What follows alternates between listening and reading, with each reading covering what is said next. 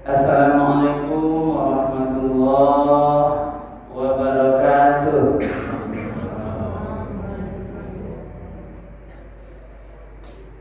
Alhamdulillahirabbil alamin alladzi ahyana ba'dama amatana wa ilaihin nusyur. Asyhadu an la ilaha illallah wahdahu la syarika wa asyhadu anna Muhammadan abduhu wa rasuluh sallallahu alaihi wasallam la nabiyya ba'da. Wa qala Allah ta'ala fil Qur'anil Karim, a'udzu billahi minasy syaithanir rajim.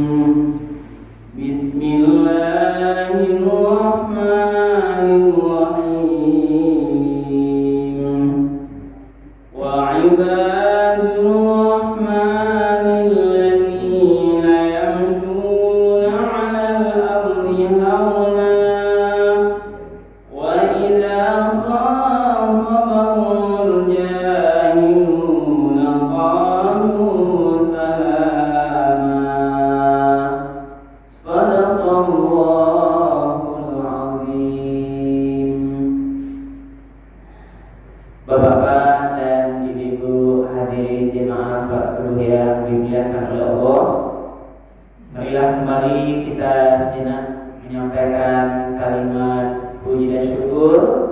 Alhamdulillah, sampai pagi subuh yang penuh berkah ini kita semua masih diberikan kemudahan oleh Allah, masih diberikan kesehatan, diberikan kesempatan, sehingga kita masih bisa melanjutkan sholat subuh secara berjamaah, dan insyaallah kita akan melanjutkan dengan kegiatan tausiah subuh pagi ini. Lain siap adanya Bapak Ibu, alhamdulillah. Kita sampaikan salawat dan salam kepada Nabi kita Nabi Muhammad sallallahu alaihi wasallam yang telah meninggalkan Al-Quran dan Sunnahnya sebagai pedoman hidup kita bersama. Pagi ini dasar kajian subuh kita adalah Al-Quran surat Al-Furqan. Di Al-Furqan itu berapa? Surat yang urutannya yang ke-25, ayat 6 ke 63. Jadi kajian subuh kita adalah surat Al-Furqan ayat 63. Ibu dan bapak para jemaah yang dimuliakan Allah, di dalam surah Al-Furqan ini ayat 63 sampai nanti habis ayat yang ke 77 itu bercerita tentang ibadur rahman. Itu ceritanya. Jadi disabela betul dalam ayat itu akhir surah Al-Furqan bercerita tentang ibadur rahman. Apa ibadur rahman adalah hamba-hamba Allah yang maha pengasih. Jadi Allah mengingatkan dalam ayat itu digambarkan siapa saja orang yang tergolong ibadur rahman, yang tergolong hamba Allah yang maha pengasih itu ba'a ciri-cirinya, bagaimana amalan-amalannya, itulah yang dikatakan ibadah. Kita sadar itu ingin apa? Dipandang oleh Allah sebagai hambanya. Tidak hanya Allah mengaku hamba Allah. Karena kita berinfak di masjid, infak dari hamba Allah. Itu kan ketawa. Kita ini hamba Allah, tapi yang kita harapkan adalah Allah juga menganggap kita ini hambanya. Itulah yang kita harapkan. Sebab kalau Allah lah memandang kita ini hambanya, kita akan dimasukkan ke surganya. Sesuai dengan surat Al-Fajr ayat terakhir. Ya ayyatuhan nafsul mutmainnah irji'i ila rabbiki radiyatan mardiyah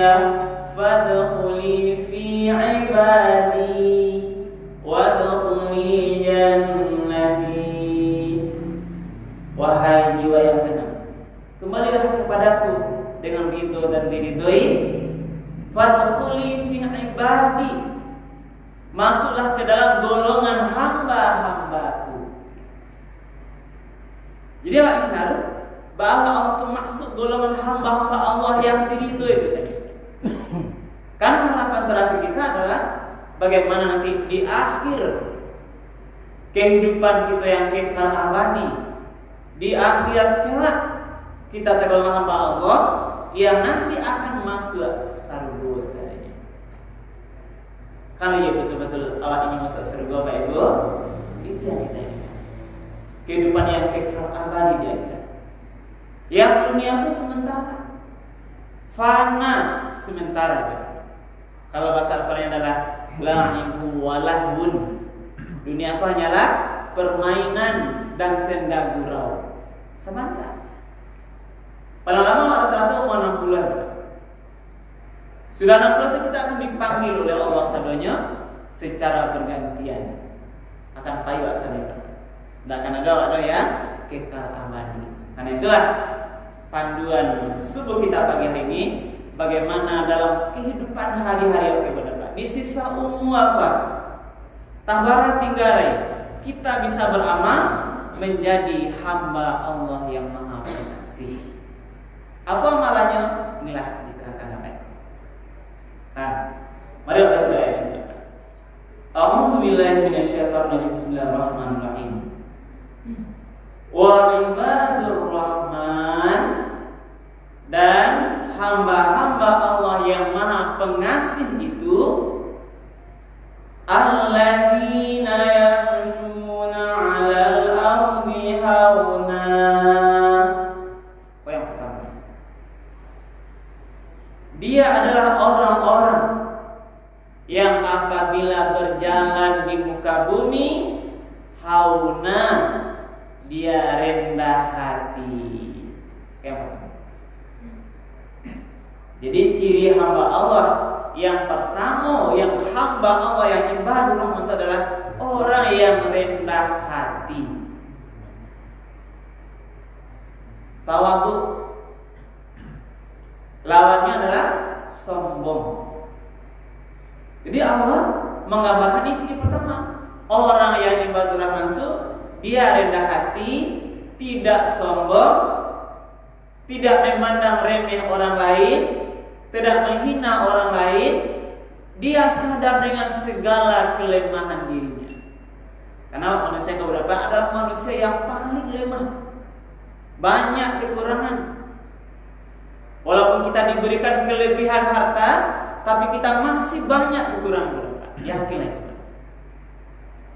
Walaupun diberikan pangkat jabatan yang tinggi, kita pasti masih banyak punya kekurangan. Diberi sawah ladang yang banyak, diberikan semua kemewahan dunia, kita pasti masih banyak kekurangan. Yang dengan itu kita butuh orang lain. Tidak bisa ini seorang budak. Inilah ciri orang hati. Dia menyadari di hatinya kalau dia ini punya kelemahan. Ada beberapa orang kalau dia punya kaya, dia punya pangkat yang tinggi, kalau dia sakit, apakah dia bisa berobat sendiri pun apa? Tidak. Dia butuh yang namanya dokter orang lain. Untuk mencuci pakaiannya di rumah, dia butuh pembantu rumah. Untuk berjalan ke kantor, dia butuh sopir dan sebagainya. Inilah, karena itulah kalaulah sifat karakter seseorang mengetahui kita ini lemah ibu apa, dia akan rendah hati. Inilah jadi yang pertama, alladzina yamshuna 'alal ardi hauna. Orang yang ketika berjalan di muka bumi dalam menjalani kehidupan sehari-harinya, ke kantor, ke pasar, bertetangga, sebelah menyebelah, pergi dia ke pasar, naik mobil, naik pesawat, semua dalam perjalanan kehidupannya di dunia ini dia rendah hati. Inilah tawadhu. Inilah ciri orang-orang yang pertama yang ibadur rahman. Rendah hati berarti di mana tanya? Berarti di hati. Inilah sifat hati. Sifat hati inilah miliknya sifat orang-orang yang bertakwa. Rendah hati ini sifatnya orang yang bertakwa, pakainya orang bertakwa. Karena memang membentuk hati ini memang inilah amat sulit. Harus bersih hati. Kenapa seorang kita lihat bisa dia tawadhu? Karena memang dia sudah selesai perkara hati, perkara jiwa itu dia kuasai. Bahkan orang kelihatannya ketika berjalan membusungkan dada, karena dia belum bisa menguasai hatinya. Yang dia lihat, wah pangkatnya tinggi, sedang jawab ini jalan membusungkan dada, menyombongkan diri. Karena dia merasa kekayaannya, hartanya, anak-anaknya yang punya pangkatan tinggi, itu yang dia merasa akan menjadikan kebanggaannya. Inilah benar. Kita kadang lalai, tak lupa, rendah hati, takut apalagi kepada Allah Subhanahu Wa Taala karena persoalan-persoalan dunia, perhiasan dunia. Orang sombong dengan emas perak, orang sombong dengan kekayaannya, orang sombong dengan pangkat jabatan, orang sombong dengan anak-anaknya, orang sombong dengan sama ladangnya, orang sombong dengan kendaraan-kendaraannya, orang sombong dengan sebagainya, sawah kadarnya. Dia lupa kalau hakikat sebenarnya semua yang disombongkan itu akan habis. Tidak ada bodoh, karena kita sampaikan, tidak ada satupun nanti akan kita bawa ke alam akhirat, ke alam kubur. Inilah kajian-kajian yang harus kita ingatkan. Boleh arana hati, boleh tamaduk, takut kita pada Allah. Kita harus ingat-ingat di mana. Tidak ada yang kita bawa. Umur kota lebar itu. Karena kematian itu akan datang sekejap mata. Nah, paginya sehat, nanti siang meninggal. Itu sudah banyak. Sudah banyak. Ini harus jadi bagian renungan dari kita bersama. Tidak akan anak mencari pun apa. Kita tidak tahu batas umur kita ini. Mari kita jadikan peristiwa-peristiwa kematian yang ada di sekitar itu makin mendekatkan kita kepada Allah Subhanahu Wa Taala. Makin Allah mempunyai sifat rendah hati, jauh dari sombong. Karena ini adalah bagian sifat yang dikatakan Allah tergolong ibadah rahman. Itu yang pertama. Kita lanjutkan ayatnya. Lalu lanjutkan. Allazi, katakan tadi, wa ibadur rahman nilladzi yamshuna 'alal ardi hauna. Ibadur rahman yang pertama adalah orang-orang yang ketika berjalan di muka bumi ini, menjalani semua aktivitas kehidupannya, dia rendah hati. Wa idza khatabahumul jahiluna qalu salama. Ini sama. Apabila dia disangka, diganggu, ditegur oleh orang-orang jahil, kan dia berjalan tadi tuh. Oh, berjalan ke pasar, baik ke kantor, baik di perjalanan, dalam perjalanan bumi yang kita tutur. Bagaimana orang ibadur rahman sifatnya? Ketika diganggu, dicemooh, diperolok oleh orang lain, dihina, dia mengatakan qalu salam. Dia mengatakan kalimat-kalimat salam, doa-doa kebaikan, keselamatan. Itu di mana tak? Di hati balik. Inilah sifat hati orang bertakwa. Orang yang bisa mengendalikan dirinya, dihina, dicaci, dicemooh, difitnah, diperolok, dibully bahasa tingginya oleh orang lain, dia tetap bisa menguasai dirinya, mengatakan kalimat-kalimat keselamatan. Dia senyum, berdoa dia, doa ya Allah, ini si fulan, si fulana, si anu, asal mengadu awak, menghina, mencaci awak, tapi dia katakan berdoa ya Allah, berilah dia petunjuk. Ini inilah mana salah. Kebalik. Orang digaduh diberikan kebaikan doa. Ini bisa coba. Dicaci di jalan, diganggu, difitnah, dibully, itulah kamarnya jahilu dijahili.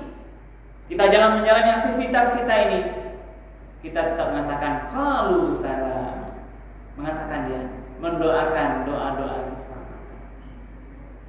Inilah yang dicontohkan oleh Rasulullah.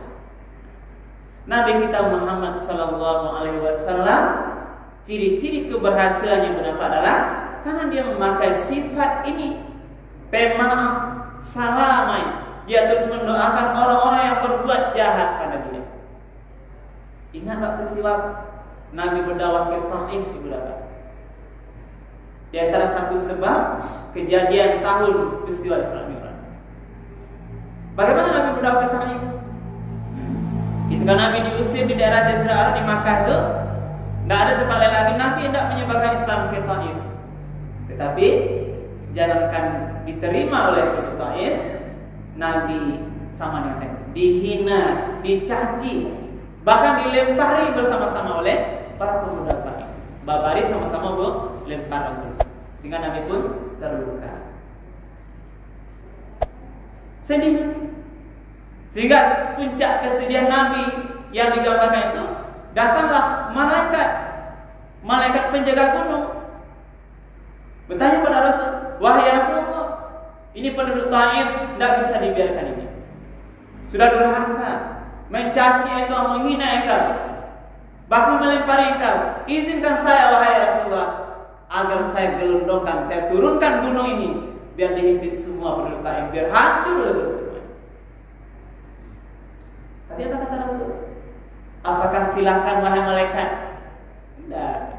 Rasul memiliki sifat mulia. Bahkan jangan wahai malaikat.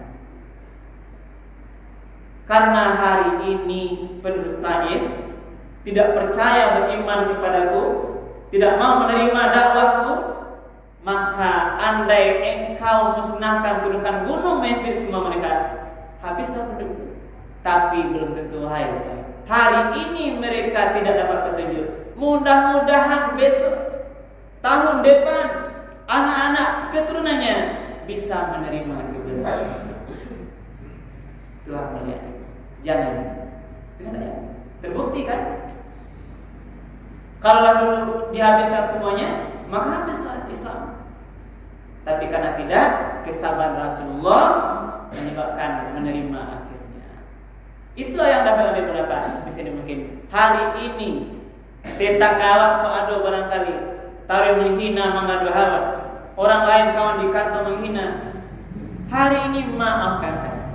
Bisa jadi hari ini dia bermusuhan marah dengan kita, besok dia dapat petunjuk, dia akan menjadi teman, kawan setia kita.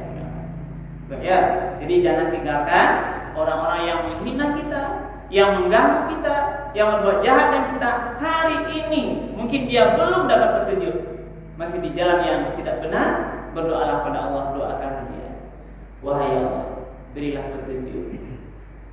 Bisa dia mungkin yang terdekat bagi awak berdapat, bisa dia mungkin istri awak, bisa dia mungkin suami awak yang menderita, lalu diberikan kebaikan dalam rumah tangga, tapi masih belum menerima.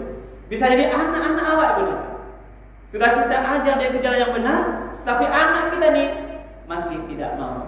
Bahkan dia berbuat jahat pada dia, berkata kasar pada orang tuanya. Doakan. Kalau salam, betulnya dengan tetangga kita. Katakanlah, mudah-mudahan tetangga kita itu pada hari ini menjadi tetangga yang kurang baik. Mudah-mudahan Allah berikan petunjuk, dia bisa menjadi tetangga yang baik bagi kita, bahkan menjadi teman setia, menjadi orang yang paling bermanfaat bagi kita nanti. Itu berkat doa. Kenapa berkat? Karena ujungnya seseorang itu dia jahat pada kita, dia berbuat tidak baik pada kita, karena ini di hatinya belum ada petunjuk hidayah. Siapa yang memberi hidayah berapa? Allah Subhanahu wa ta'ala. Bahkan Nabi pun tidak bisa memberi hidayah kepada anak-anaknya. Nabi hanya bisa berdoa agar hidayah itu diberikan oleh Allah. Maka itulah sebagai penutup doa yang sering kita bacakan itu, ya muqallibal qulub, tsabbit qalbi ala dinika wa ala ta'atik. Wahai Teguhkanlah hatiku kepada agamamu, kepada jalan yang tentu engkau itu. Jalan. Ibu bapak para jemaah yang dimuliakan Allah, inilah barangkali untuk pagi ini sebagai antara ciri ibadur rahman. Mudah-mudahan kita di sisa umur ini dalam perjalanan kehidupan ini betul-betul bisa menjadi hamba Allah yang dia anggap sebagai hamba yang maha penyayang, yang nanti akan diberikan kita hadiah di surga kelak. Amin ya. Terima kasih kepada Bapak yang dapat disampaikan. Banyak maaf kalau berkenan. Insya Allah nanti kita lanjutkan pada Jumat depan. Subhanallah wa bihamdika asyhadu an la ilaha illa anta astaghfiruka wa atubu ilaik. Billahi taufiq wal hidayah. Wassalamualaikum warahmatullahi wabarakatuh. Alhamdulillah.